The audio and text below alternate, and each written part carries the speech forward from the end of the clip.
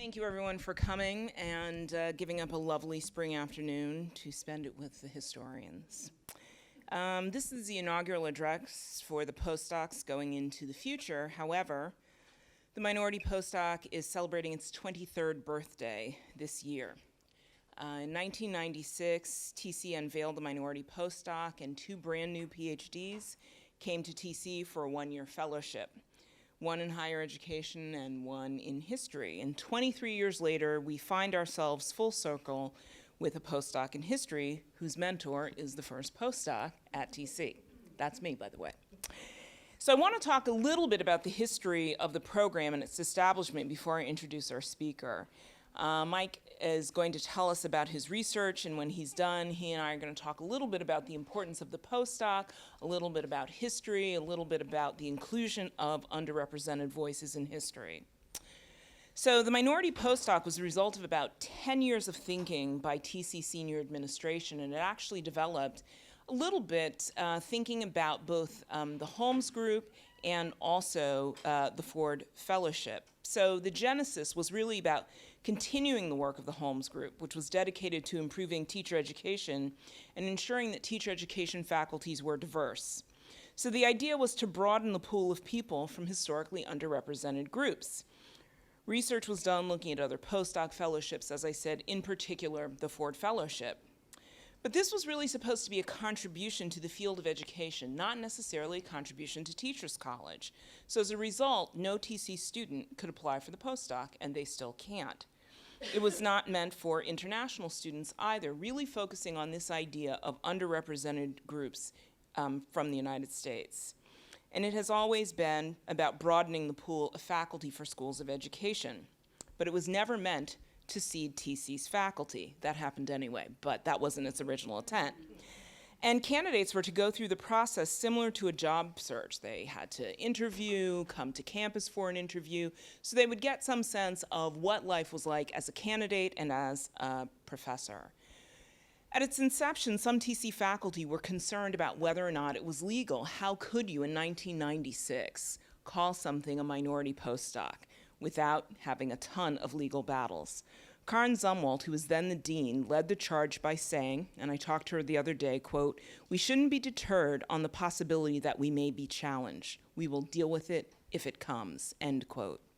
And the program continued for 10 years with no external changes. There was a move to change this to working issues, to anyone who was working on issues of underrepresented groups. But the faculty actually pushed back, recognizing the importance of preparing scholars of color for their careers in schools of education. So since its inception, the program has changed from a one-year postdoc for two people to a two-year postdoc for one person. And I'm sure the faculty were concerned when the first postdoc was hired at TC and then came to work at TC, because that was one of the first rules. But other than that, the postdoc has held true to its original purposes for the most part. In the 20-plus years of this fellowship, the more than 30 fellows who've received, of the 30 fellows who've received this postdoc, only 4 were hired at TC. 3 still remain, Professor Erica Walker and Professor Lalitha Vasudevan in the Department of Math, Science, and Technology, and as you read, and as I've said, me. Greg Anderson, the other postdoc hired at TC, is now Dean of the School of Education at Temple in Philadelphia. So I guess we did okay.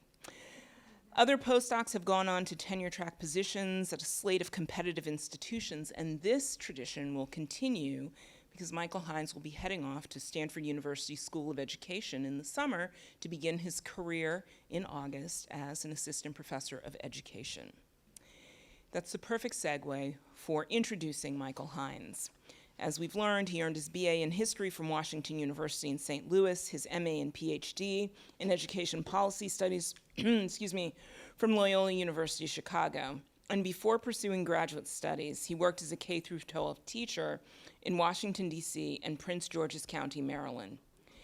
And his research interests include history of education, curriculum studies, social studies education, the history of childhood, but he's really focusing on how African Americans in the early 20th century created new curricular discourses around Black history. His work has been published in History of Education Quarterly and the Journal of the History of Childhood and Youth. And during his year at TC, Dr. Hines has been a part of the TC community.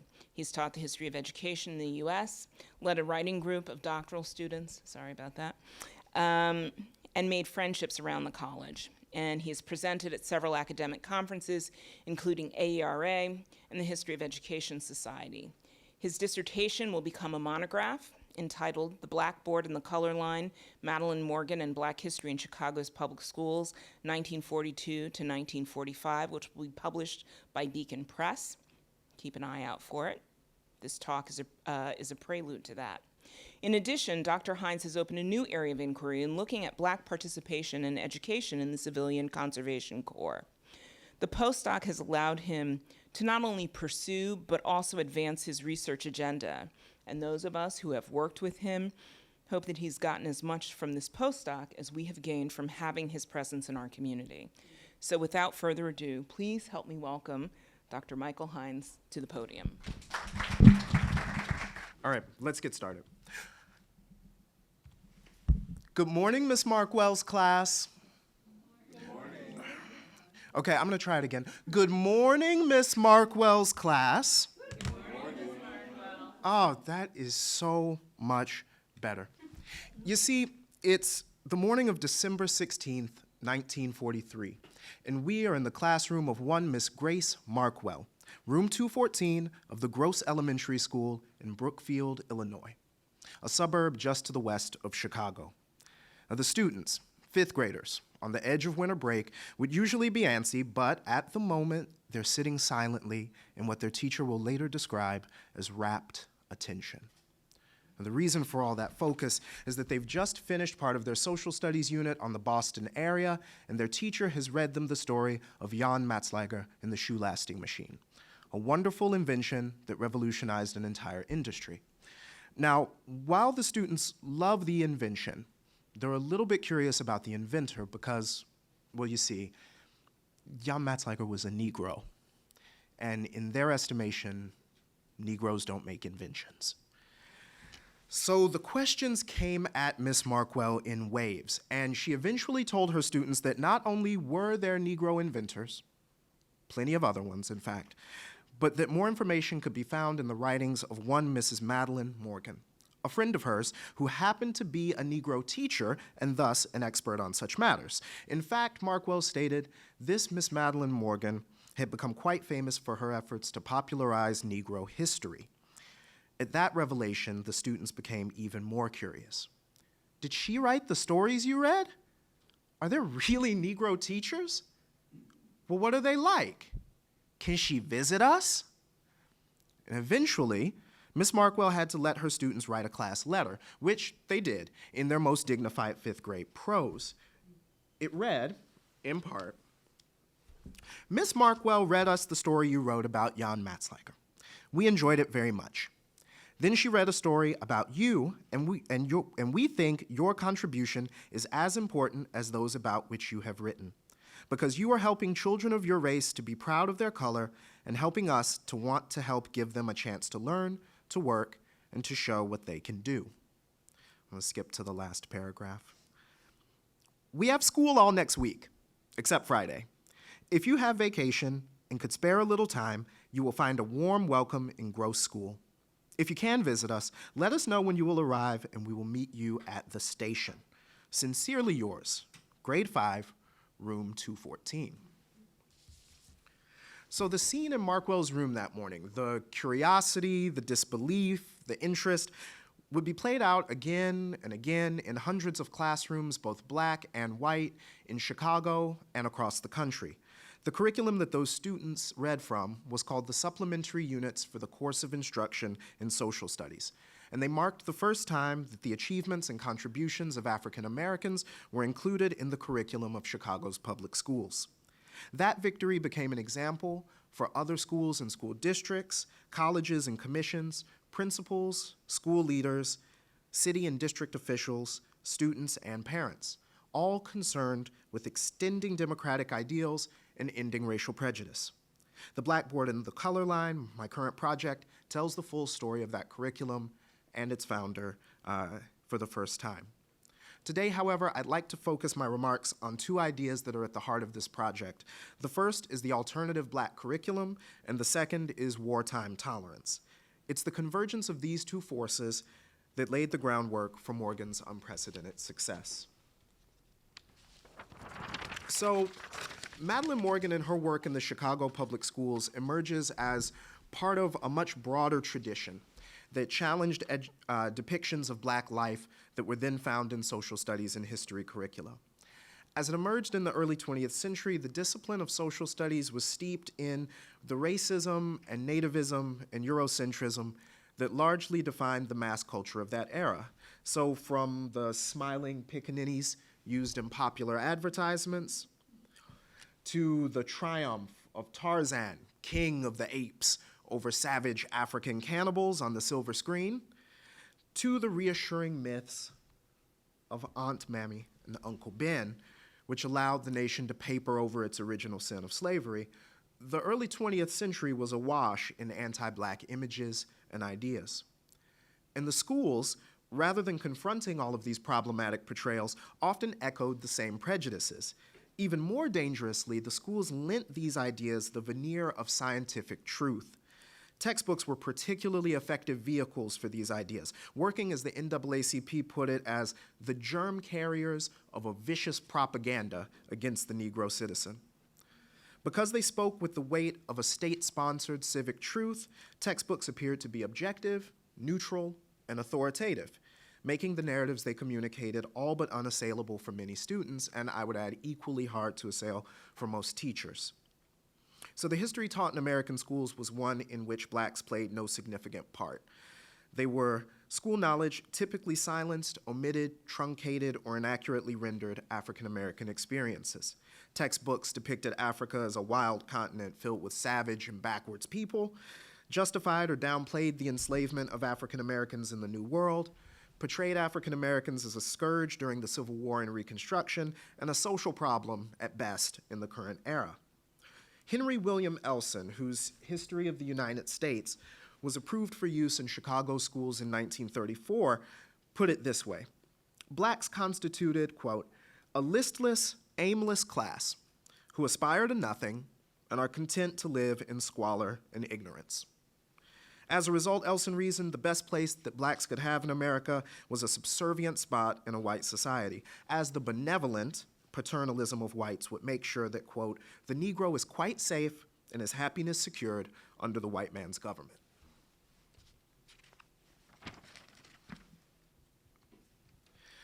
So obviously the virulent racism of early social studies texts were a major concern for African American educators and activists, and Blacks realized that the material presented in the classroom provided the intellectual justification for political and social inequality. In order to challenge those depictions, they worked to create counter-narratives that emphasized Black humanity, agency, and asserted the centrality of the Black experience within American history and the history of the world. And those efforts took several forms, from Carter G. Woodson's Association for the Study of Negro Life and History, which printed the Journal of Negro History and the Negro History Bulletin, and founded Negro History Week, now Black History Month, in 1926, to the work of W.E.B. Du Bois and Jesse Redmond Fawcett of the NAACP and their short-lived publication, The Brownies Book, which was the first magazine targeted towards Black youth and sought to make, quote, colored youth realize that being colored is a normal and a beautiful thing, to public history efforts like the 1940 American Negro Exposition, an example of what architectural historian Mabel Wilson has termed a Black counter-public sphere, a place in which Blacks could articulate new ideas about who they were and who they wanted to become. Those efforts also extended into the classroom, where scholars authored new textbooks with titles like The Story of the Negro Retold, A School History of the Negro Race in America, and The Negro Too in American History. Taken all together, these efforts represent what scholar Alana Murray has referred to as an alternative Black curriculum, a pedagogical counter-narrative meant to provide a more accurate rendering of US and world history. And those efforts went beyond simply identifying stereotypes, instead working to fundamentally alter the discourse associated with Black identity, physicality, beauty, intelligence, and capacity. So it was usually the male scholars like Woodson and Du Bois that are most often recognized as the proponents of the alternative black curriculum. But in fact, it was the work done by women, like the members of the Chicago chapter of Phi Delta Kappa teaching sorority, pictured here with Madeline Morgan in their center, that brought black history out of the academy and into classrooms and communities. Black women worked as teachers, as organizers, librarians and archivists, club women, and community leaders. They formed the rank and file of organizations, they spearheaded the celebrations like Negro History Week, and they planned and executed local efforts at preserving and presenting the Negro past.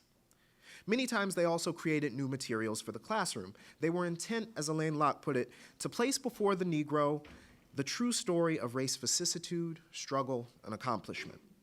Black women were then the co-creators of the alternative black curriculum, shaping its narratives and interpreting its themes for a younger audience. And Madeline Morgan was part and parcel of this effort. She's born in 1906 and raised in the black metropolis of Chicago's South Side, and she dedicates herself to the uplift of the race at an early age. She finds the classroom affords her the best opportunity to do this work. She attends Chicago Normal College, then Northwestern University, where she earns both a bachelor's and a master's degree in education. And she's deeply versed in pedagogical progressivism, but equally steeped in the early movement for black history. Convinced that the most permanent and lasting social aim would be to build our race up intellectually, she recognized that the social studies offered one avenue to that end. As she put it, through the medium of history and biography, much can be revealed concerning the Negro's contribution to the development of America. The study of the Negro, if accorded its rightful place in American history, will teach both sides to respect and appreciate racial diversity. In particular, Negro youth will read with pride that they had a part to play in the great drama of American life. So by the late 1930s, there's an alternative black curriculum existent in the social studies, crafted by these educators and activists who are intent on challenging the misrepresentations they see in school curricula. These efforts, however, are largely contained within the black community itself, whether shared in black homes or within the walls of segregated schools, at historically black colleges and universities, or in the pages of black journals and magazines. Black history is something that doesn't often penetrate into the mainstream of American life. But in the late 1930s, events on the other side of the world offered an opportunity to change that reality. So the rise of fascism in Europe in the lead up to World War II offered an ideological as well as a military challenge to Western democracy. And in order to win the war, America would need the full support of all its citizens, including its racial and ethnic and religious minorities. That support, however, especially at the beginning of the war, was anything but assured. For African Americans especially, the call to defend the country brought to mind the indignities that black soldiers had faced in the First World War, where they'd been forced to serve in segregated units, harassed by white officers, largely kept out of combat, and assigned to menial duties like cooking and cleaning. It also brought to mind the dashed hopes of African Americans who thought that their service and sacrifice would mean greater inclusion when they came back home. Many agreed with the sentiment expressed by the Chicago Defender when it said that blacks were being asked to, quote, sacrifice and die for democracy abroad while still being denied democracy at home. So this is a problem. America, on the eve of its greatest conflict, is a nation divided. And as L.D. Reddick, an educator at New York University, put it, the Axis powers boast. Their radio says to the world that America can't fight, that she's incapable of victory because she is disunited. And every incident of racial conflict is refined and magnified as it's flashed over the ether wires to our friends and allies, showing them the insincerity and the very principles for which we are fighting. Now, the government stands crying about national unity, but little is being done about it. In order to rally support for the war, something had to be done. And in response, the government began to call on the press, civic organizations, religious groups, and most importantly, the schools, to promote national unity. by adopting a new language of tolerance meant to prove the American commitment to democracy. As President Roosevelt stated in 1942, if the U.S. were to win the war, it would take, quote, a national unity that can know no limitations of race or creed or selfish politics.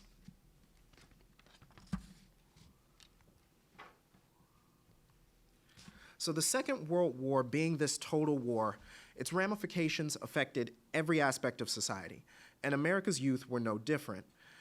Once America's movement towards wartime tolerance began, it was clear that children would also need to learn to respect racial and religious difference and the responsibility of all Americans to preserve democratic ideals.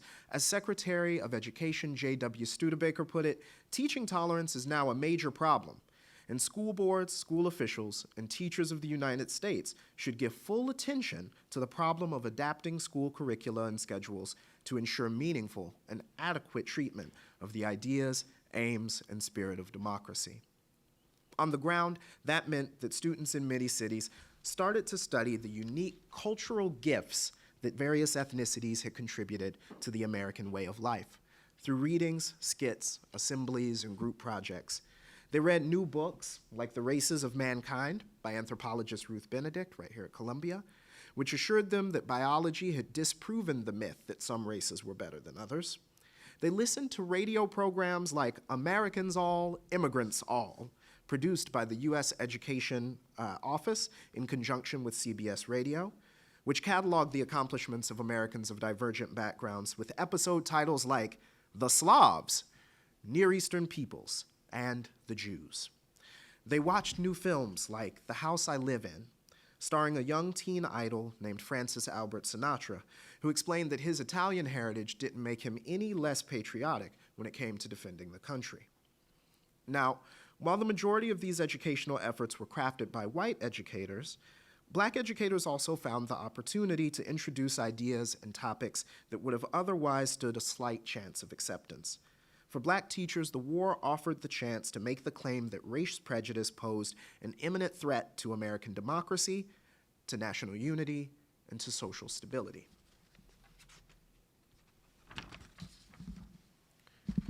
So that argument that racial antipathy was a threat to the solidarity needed to win the war effort allowed Black teachers to take their fight for inclusion into the mainstream.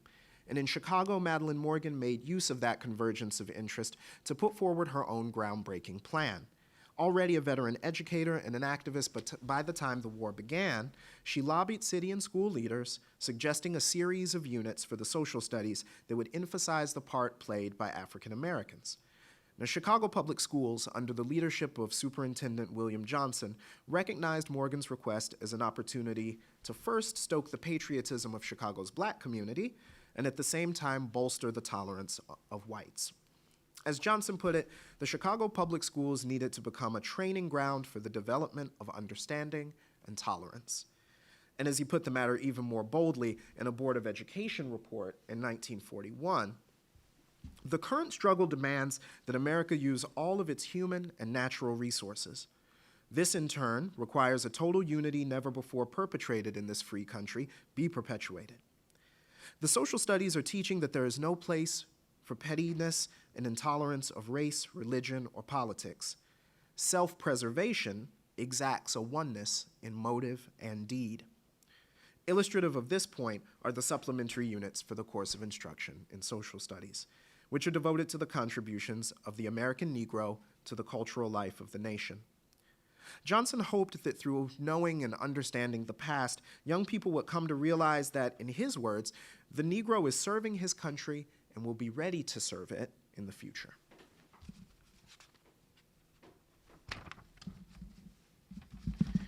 In order to make that message a reality, Madeline Morgan is released from her teaching duties as of March 1941, reassigned to the Bureau of Curriculum, given resources and a research assistant, and set to work on a project that she ends within the year with a scope and sequence for K-8 social studies, but with background provided on African American achievements that until that time had been ignored or overlooked.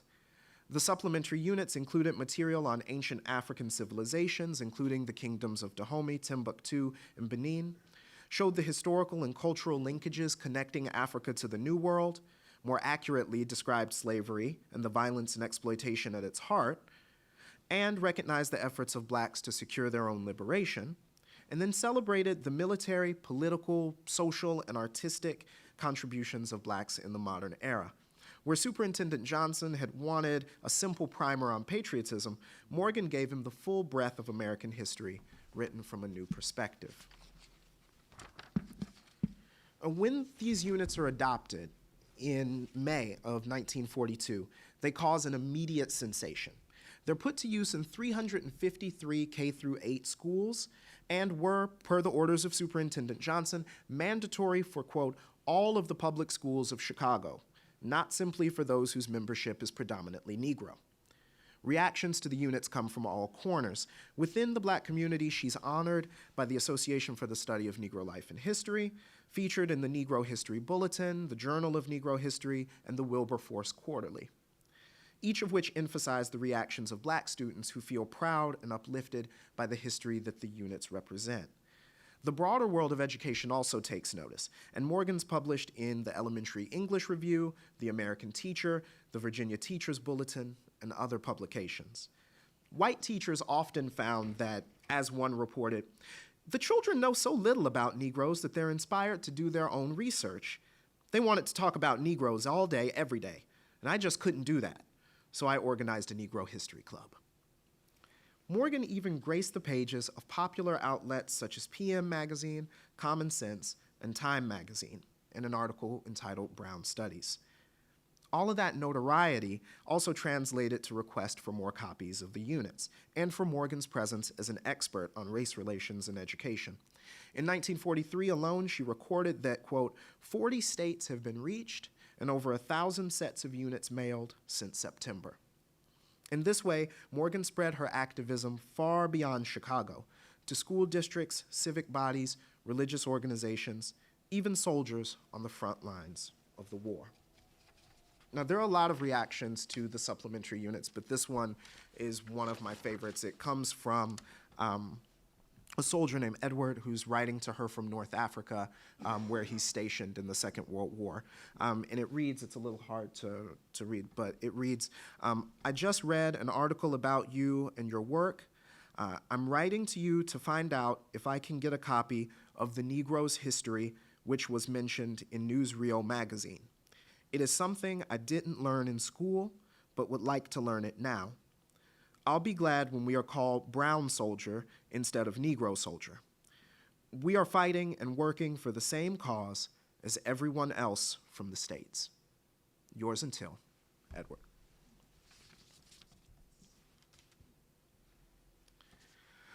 While in some ways the impact of Morgan's work can be measured in the wider influence that she's able to exert as a figure in the movement for intercultural understanding, for the students of Gross Elementary School back in Brookfield, her impact was far more personal.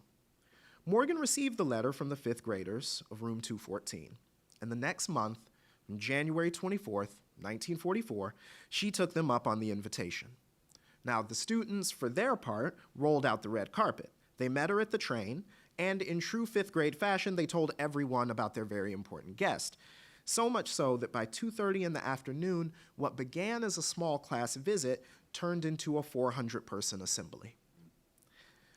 Morgan spoke to the 5th, 6th, 7th, and 8th grades at Brookfield. After learning about Booker T. Washington, George Washington Carver, James Weldon Johnson, and other famous Negro Americans, the students had some reactions. Nancy Kramer remarked to her teacher that, I like Mrs. Morgan more than ever. When she was talking, I listened so hard that I forgot she was a Negro. Ralph Crowell wrote, I never liked a Negro so much in all my life. To Mrs. Morgan, it doesn't matter whether she's a Negro or not, and it doesn't matter to me either. And Nancy Marcel, of the school's color guard, no less, remarked, she has shown me and many others that Negroes are just as good as white people. Now, those reactions, as their teacher Grace Markwell observed in her class notes, amounted to an opportunity to erase the color line from the blackboards of America. Thanks. So, Mike, first of all, thank you so much for that. We decided to do this a little bit differently, or to have a little bit of a question and answer session about a bunch of things. One, if you were interested in Mike's talk, keep an eye out for his book. I also am just an advertisement. This is the commercial for his book coming out by Beacon Press that expands the story.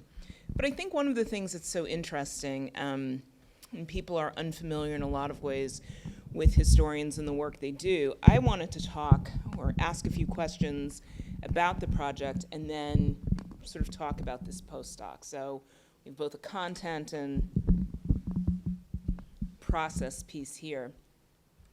And the thing I think is important is what brought you to this topic? Because that's something people are always interested in. How do historians choose what it is that they want to talk about? So what brought you to this topic? How did you find Madeline Morgan? I was looking for a local story. I was looking for a Chicago story.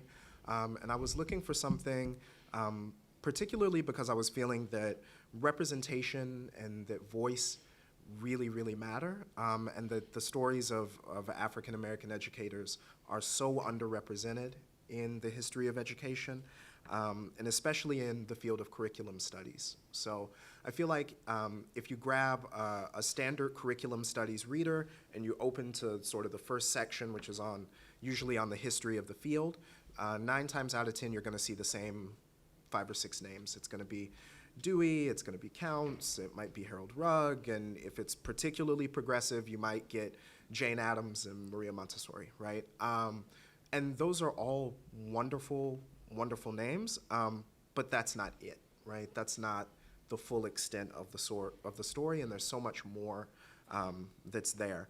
I think really, it sort of goes back to something my mother used to say when we were at museums or at doing anything historical. She would say, "Oh, that's really awesome, that's really great. Now, where were we during all that, right? Where were we when all that was going on?" And what she meant was, right, where are African Americans in this story, right? So find that. And I found that really annoying when I was a kid, but as a historian, that's really served me well, just looking for the holes, looking for the spots where I can go, "Oh, that's nice. What were we doing then," right? So following up on that a little bit, how did you find this story? Yeah, it was in talking to another historian, a much more senior historian named Christopher Robert Reed, who's in Chicago right now, sort of an elder statesman along with Timuel Black of Chicago Black history. And he's still at Roosevelt University in Chicago. And just sort of listening to the stories that he would tell and writing down details that I thought were really interesting and then following up on them. That's really how I came across the first little bits of this story and then decided I wanted to tease it out further. Okay. And then just to push that a little bit further and picking up on something that you said representation and those voices are really important. Do you think that that is equally as important now as it was then? And then, what do you plan on doing with this work? How does this work inform what we talk about now? Mm-hmm. Mm-hmm.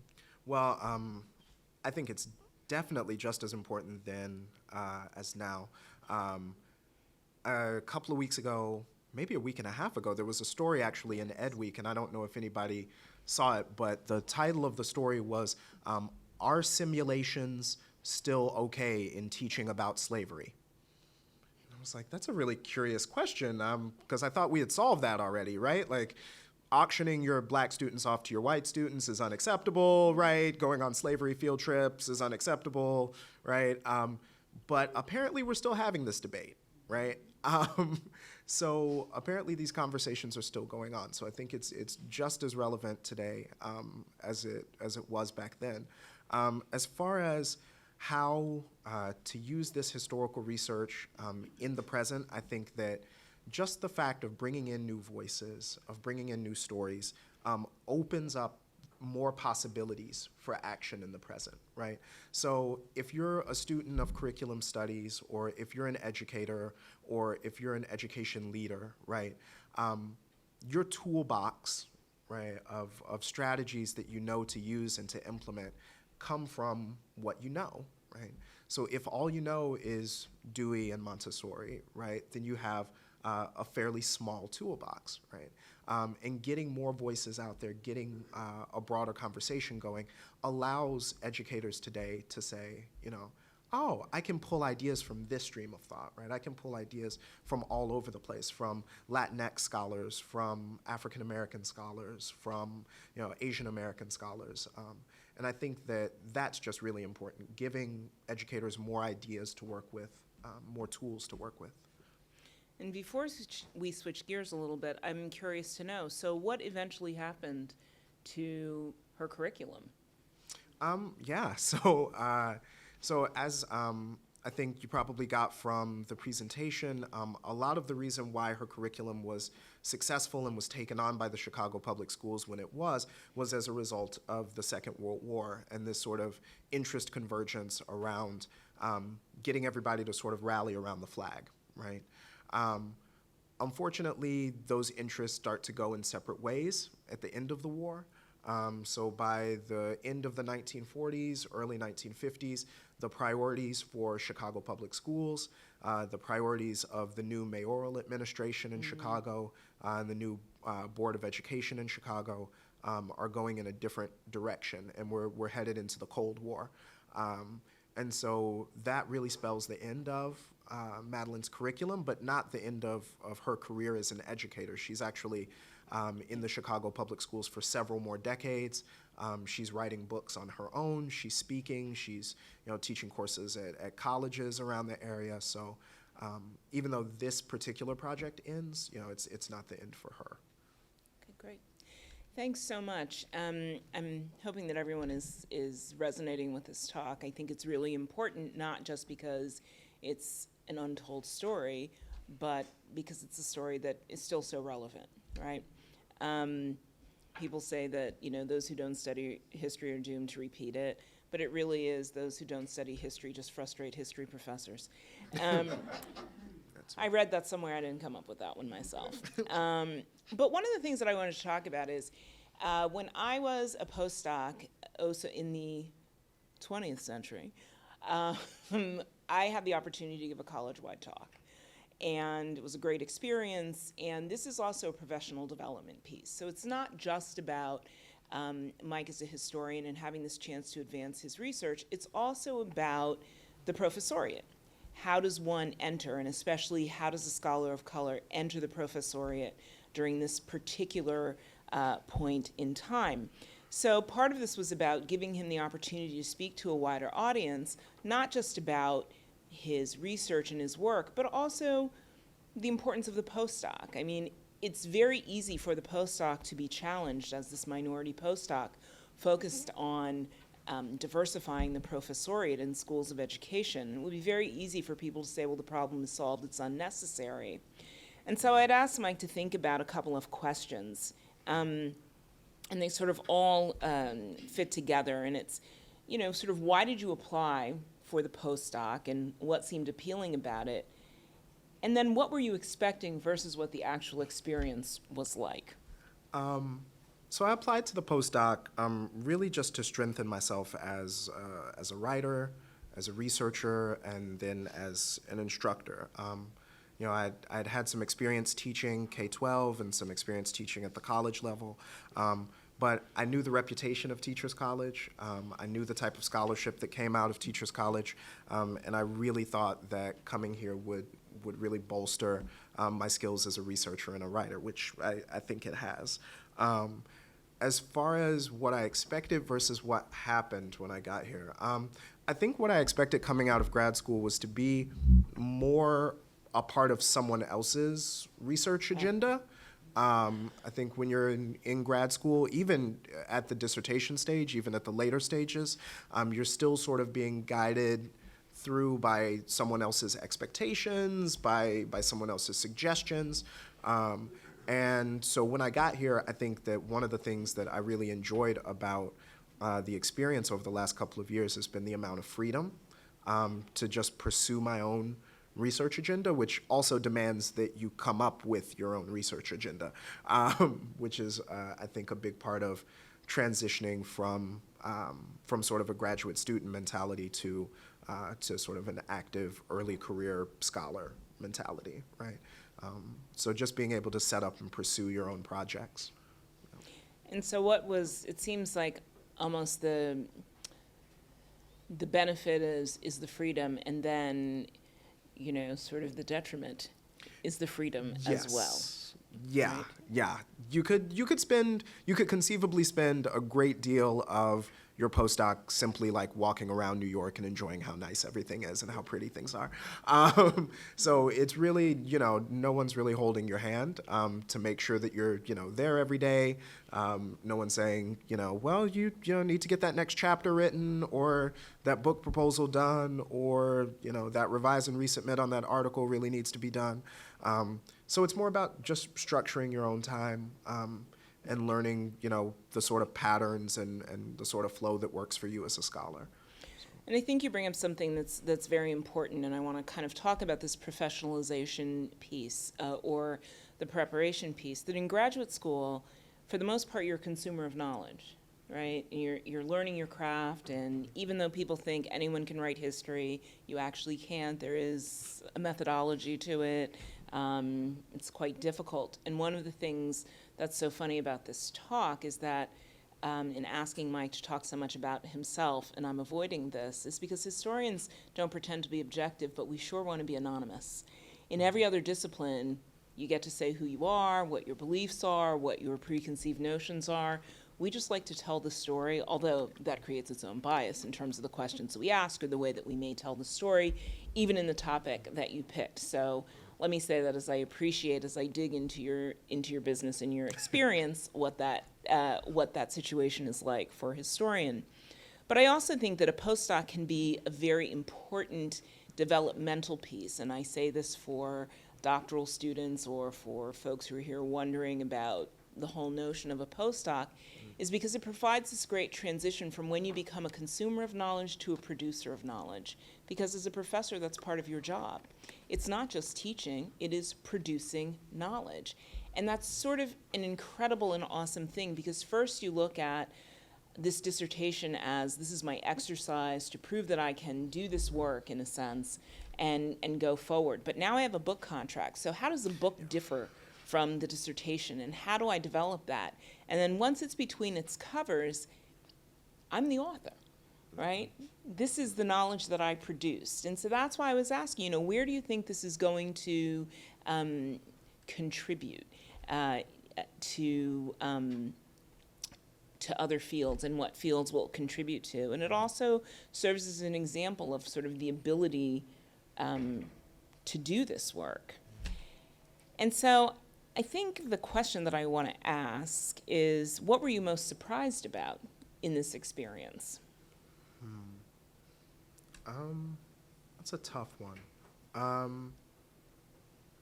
I think, again, the freedom to pursue your own research agenda and to not be constrained was really, really surprising. And I think it took me a couple of months probably to get used to it.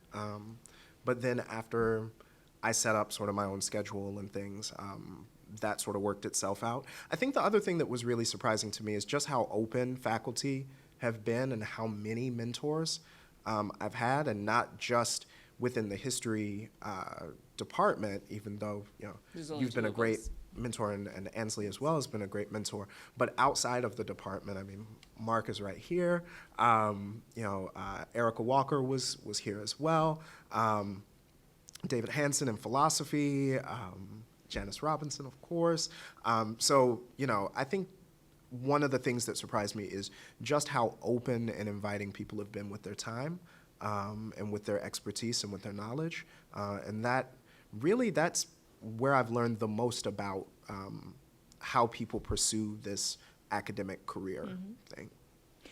And so I'm going to ask you, as you're talking about that, and I love that you bring up the fact that people don't have just one mentor in their lives. They have several who do different things and who operate in different ways and push in some ways, comfort in other ways. So it's important to develop a group of mentors. But the other thing that I want to point out and bring attention to is this is the Minority Postdoc. And the reality is that if we look at the survey of earned doctor, it's about 1% of the American population earns the PhD.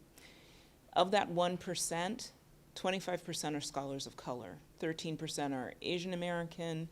It goes back and forth between 6 and 6.5% for Latinx scholars and African American scholars, and 1/4% of that larger 1% are Native American.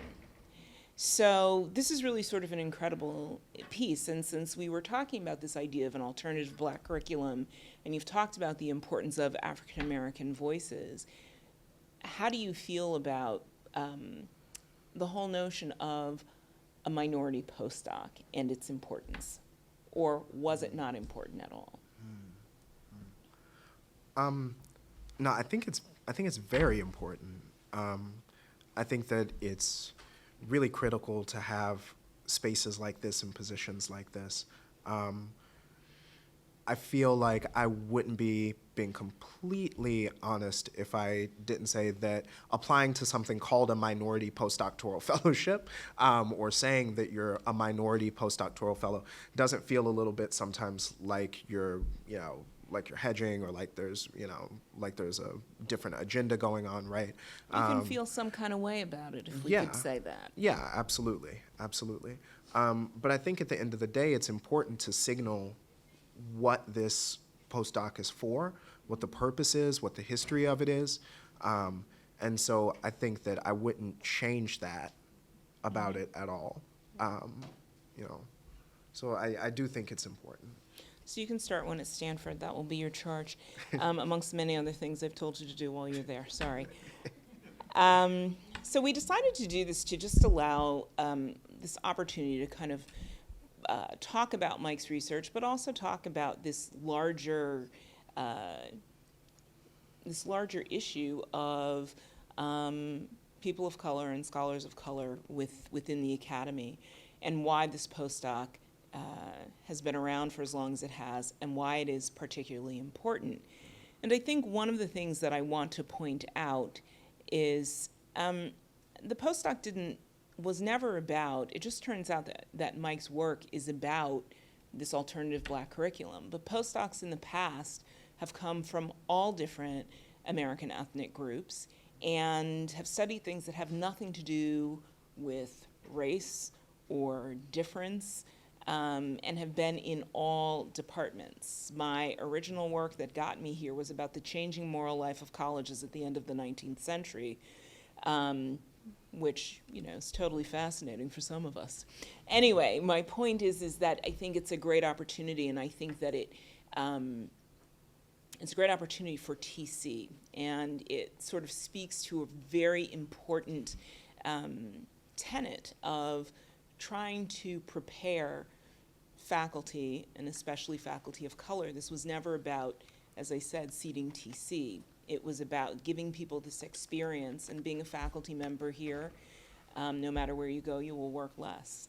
So it's about learning this experience and taking it other places. I wanted to end this with probably the most important question of all, and that is, what will you miss most about New York City? What have you loved about New York City, and what will you miss? Let's see. What will I miss the most about New York? I mean, other than me, but I'm just It's saying. it's gotta be you, and then bagels. It's bagels. My family is from Louisville, Kentucky originally, so we're not like a bagel eating people. But there's a place called Absolute Bagels on the Upper West Side that has completely changed my life. And I didn't know how important it was and how much of a convert I was until I took a trip and I had a bagel in the airport in Atlanta, and it was like a crime against humanity. So I think bagels. No, I'll miss the culture of New York. I'll miss the diversity of New York. I'll miss Some of the conversations that I get to have with people living in the faculty housing here at TC, and being only a block away from work. Sometimes, you just run into coworkers and spark up a conversation in the laundry room or while you're walking the dog or wherever. So that sort of community, I'll definitely miss that. Yeah. Thanks, Mike. I really appreciate it. To all of you who came this afternoon, I want to thank you again. When you hear about the Minority Postdoc, this is going to be a new piece. I don't know if it will always be at the Academic Festival, but it's a great opportunity to learn about the faculty who are here and our postdoc who's here. So thank you all very much for coming, and when you see Mike around, now you know who he is. Say hello, email him with questions about his research, whatever it may be. But also, I want to wish you tremendous luck, because you've already got skill. So you're going to be fine at Stanford. Thanks so much, everyone. Thanks. Thank you.